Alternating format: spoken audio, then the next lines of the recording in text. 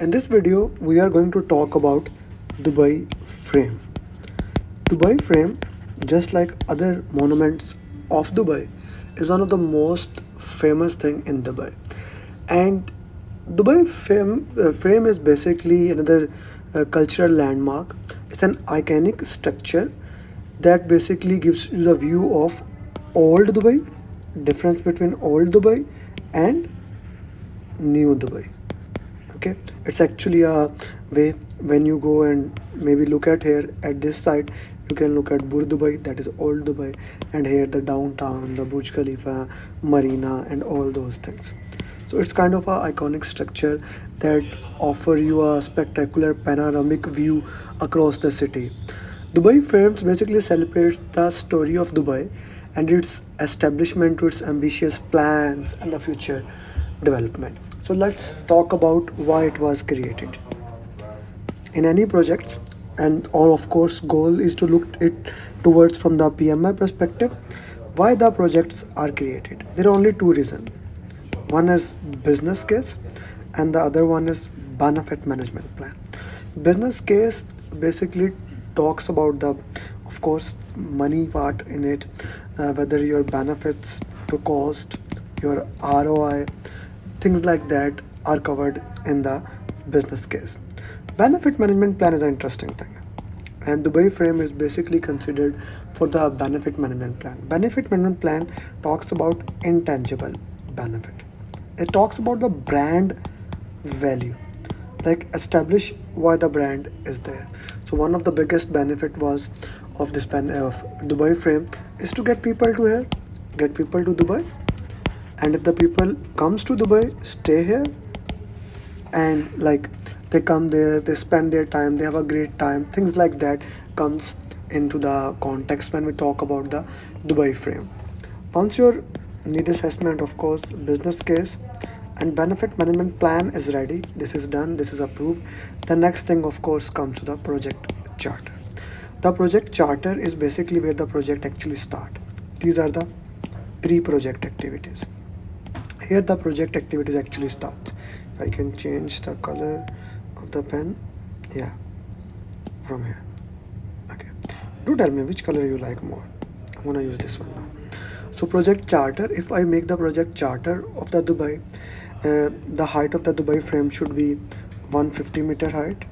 Okay, width should be like 95-meter.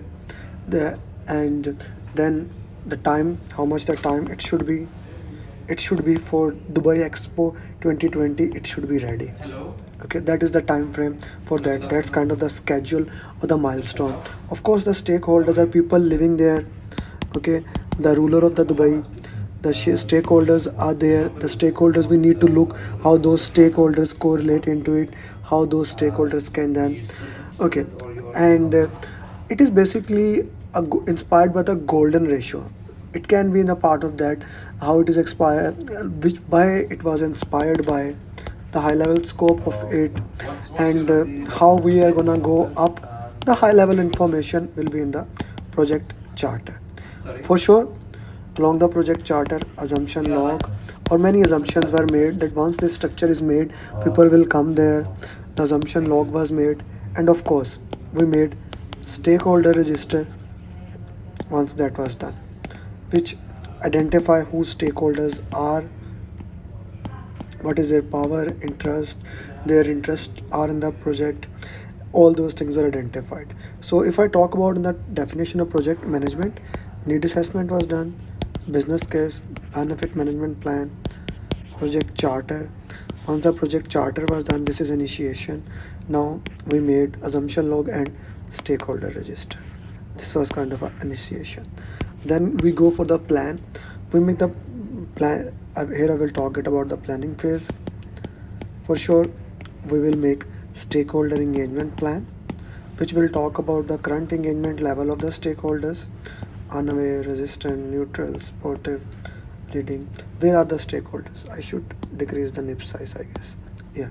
What is the current engagement of the stakeholders? What is the desired engagement of stakeholder? And stakeholder engagement plan talk about the strategies that are required to change the current engagement of stakeholder to the desired. It only talks about the those strategies. So this is the first plan that I would share that it's made. Then of course the communication management plan, which talk about the 4 hour of communication, right information that is needed for the stakeholder at the right time to have the right impact on the stakeholder.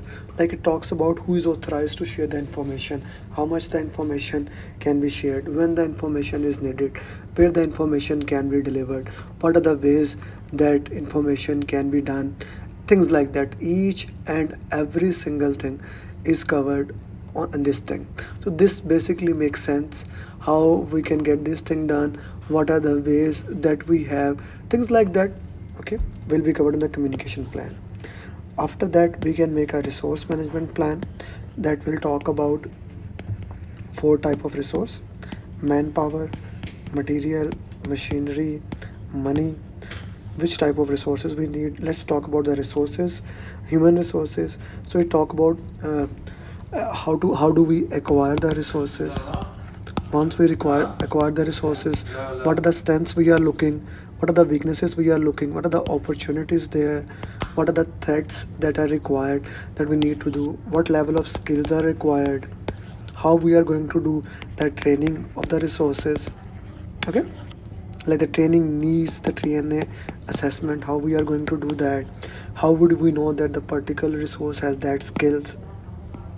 And at this level, at the planning level, we can make the project a team charter and the ground rules, right? So we have 3 plans here so far: stakeholder, communication, resource. Then I can go for the even scope. What is the scope of the project? Here, using requirement management plan and scope management plan, we'll make project scope statement, and then of course work breakdown structure, how much work is need to be done. Okay, so you are making a frame, you need to look at that, how much depth here will be. And of course from when the scope baseline is made from the WBS, then we will go with the schedule management plan and make the schedule baseline here, like time required to complete each activity should be here. Okay, maybe using critical path, things like that. What will the schedule baseline? Of course we need to decide here, are we going for the predictive or are we going to for the agile schedule for the projects like these? Although these are a construction project, but they are like first of its nature. Okay, if I put predictive and agile, if I put it on this life cycle requirements, here we have fixed requirement, here we have a variable requirement. If I put delivery here, here it is multiple delivery, here it is single delivery. Is the requirement fixed here? If we look at that, yeah, requirement are fixed, this is the design, we need to go towards that. Okay, do we want the delivery one part or multiple part? We want here. So this falls in predictive life cycle. Okay, I'm talking about the construction phase. Of course the design follows maybe iterative, incremental. Okay, like here incremental falls, here agile falls, here iterative falls. Guys, if you haven't seen this video, please look at the life cycle videos on my YouTube channel. That will actually helps you to understand which life cycle you need and which life cycle you need to work into that. That's an interesting video. So we have chosen the predictive, that's why we made scope baseline, schedule baseline, and then of course the cost baseline, how much the money is needed to complete this project.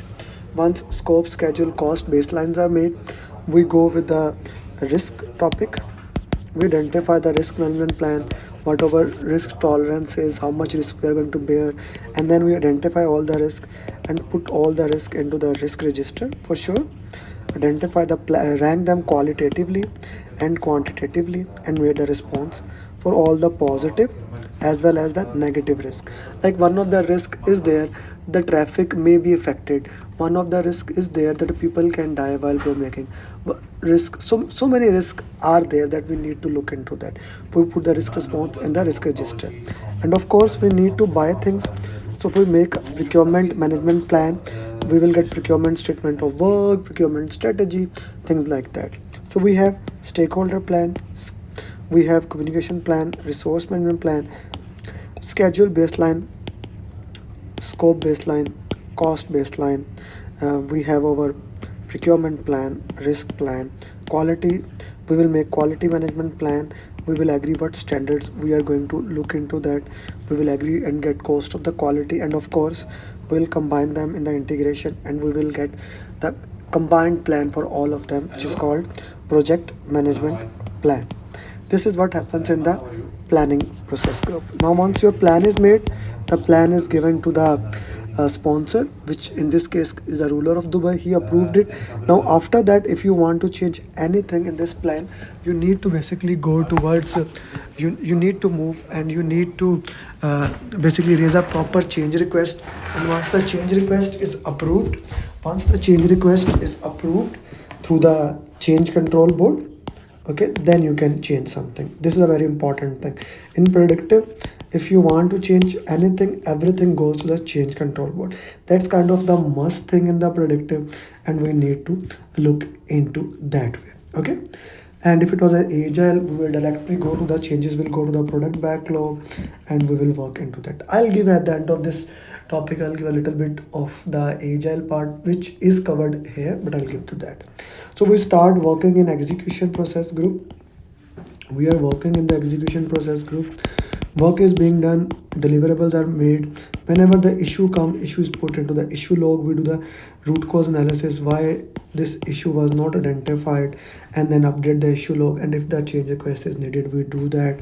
If the team has any conflict, we identify the conflict level, and we try to do win-win situation in all the conflict, but we need to know that compromising and things like that are available there. We conduct stakeholder engagement, we conduct procurement, sign the agreement, we communicate all the requirements. Remember, all the requirements are placed in the communication management plan. We do things in execution. Then once we go to the monitoring and control, okay, we are going to monitoring and control. It's an interesting part. Let's say when we're talking about the Dubai frame, when you are monitoring here, all the change requests are coming here, you are approving it or denying it. Every team is producing, looking at the deliverables, work performance data, which goes, and every department produce work performance information. Like this is a level 0 information, level 1 information. It goes to the project manager, who make a work performance report, which is shared to all the stakeholders depending upon the requirement. Whenever any deliverable is produced, those deliverables first goes to the control quality team. If they accept that, it is called as verified deliverable. If they reject it, we raise a change request. Those verified deliverable goes to the scope team, to the client check it according to scope baseline. Here we are checking according to quality management plan, so we get here accepted deliverables. So this is what happens in the monitoring and control. Once all the deliverables are accepted, okay, we go to the closing process group. Here the procurements are closed. If then any of course the procurement are closed throughout the project, but let's say any kind of conflict is there, that conflict is closed here, or we go to the court if the procurements are not closed. The procurement cycle work in this way. First we try to get a win-win situation. If that does not work, we try to do what is written in the contract. If the contract is silent, we try to get a mediator. If that also does not work, then we go to the court. Procurement are closed throughout the project, but it is open that we go to the closing of the project, and some procurement are still open. That is actually possible, and that do happen from projects to project. So let's say that deliverables are accepted, which happens in the case of Dubai frame. There are projects when you go to the closing, when the doing the project is too risky, or when you run out of funds, or it is not the strategy anymore, so that is remain there. But that was not the case with the Dubai frame here. Okay, Dubai frame, it was good there, so we went there. We deliverables are accepted. We started writing final report. We started updating documents. Lesson learned registered. Lesson learned was put in the lesson learned repository. Project document archived. Final report showed to the project sponsor. Once it is approved, it was shared according to communication management plan, and now we release the team. We celebrate the success. Once that is done, now at the end of the project, we measure our benefit management plan, that the tangible and intangible benefits that were identified, is it effective or not. Now that's an important thing, because you see the project works in this way: business case, benefit management plan. This is the entire project: initiation, planning, execution, monitoring and control, and closing. This is the project. It gets transferred to the operation phase. When the project gets transferred to the operation phase, we need to make sure the benefits are properly there, and in the closing we may need to do the training of the operationals and things like that. That is a part of the closing. So if the PMP asks you the question which document is we work after that, after the closing, the benefit management plan is done. Acha, just to this is the entire frame of Dubai. I'll give you the idea about Agile, but let me show you what basically frame of Dubai is. Just to understand, this is the frame of Dubai. Okay, this is the entire information. I took it from there. This is the beautiful frame that we call the frame of Dubai. It's a very beautiful building, and I will highly recommend, if you are in Dubai, do visit that. It has a beautiful elevator that goes from here to above. Okay, coming back to the point, if your project was Agile, okay, and we know that Agile has four values: individual and interaction over processes and tool, customer collaboration over contract negotiation, respond to a change over following a plan, work in software over comprehensive documentation, then the principles and the practices. Most of the time, if we talk about the PMP exam, you need to know about these four values, 12 principles, and Scrum. Like Scrum has basically three roles: Scrum Master, who's a Agile project manager, who does not have any power, but he is there to facilitate that. Product owner, who is responsible for product, and development team, who does the work. And then you need to know what is a product backlog, list of all requirements, sprint backlog, which has all the requirements for the current sprint, and product increment, what has been completed so far. All requirement, sprint requirement, and product increment. We have burn down chart, how much work is remaining, burn up chart, things like that. In Agile, we plan first at high level, then through progressive elaboration, we make releases, and then we do sprints. Sprint is 1 to 4 week of duration. Okay, sprint is 1 to 4 week of duration. Normally it is 2 weeks. Sprint start with basically sprint planning, where we plan what we are going to do for the entire sprint. We make a sprint backlog, that is a subset of product backlog for the current thing, what high level things we are going to do in the current sprint. We get sprint backlog, sprint goal, then we do daily stand up, which is happens at a co-located at one place. We discuss what we have done yesterday, what we are going to do today, is there any roadblocks, impediment, things like that. And of course we refer to information radiator. It's a 15-minute only status sharing meeting. Once that is completed, once the 2 weeks are over, we show what we have completed, and we will only show the things that has been completed according to definition of done. It's a checklist that shows what has been completed. Customer checks it according to acceptance criteria. If they accept it, it goes into the product increment. If they reject it, it goes into the product backlog. That is sprint review, where sponsor, client, product owner, everyone comes. Then you have sprint retrospective, which is a lesson learned meeting. That's kind of the Dubai frame from the context of PMP. I hope you like it. If you do like it, do watch another video, that is Burj Khalifa from the perspective of PMP. And if you want to join my program, it is starting in few days. You can contact at this number. We have actually have 1,000 PMPs in last 3 years. So this is 588-350-833. I hope you enjoyed it, and if you do let me know in the comments. And if you want me to make any other case study, do put in the context which case study I should make and how much details more you need about that. Thank you very much. Bye bye.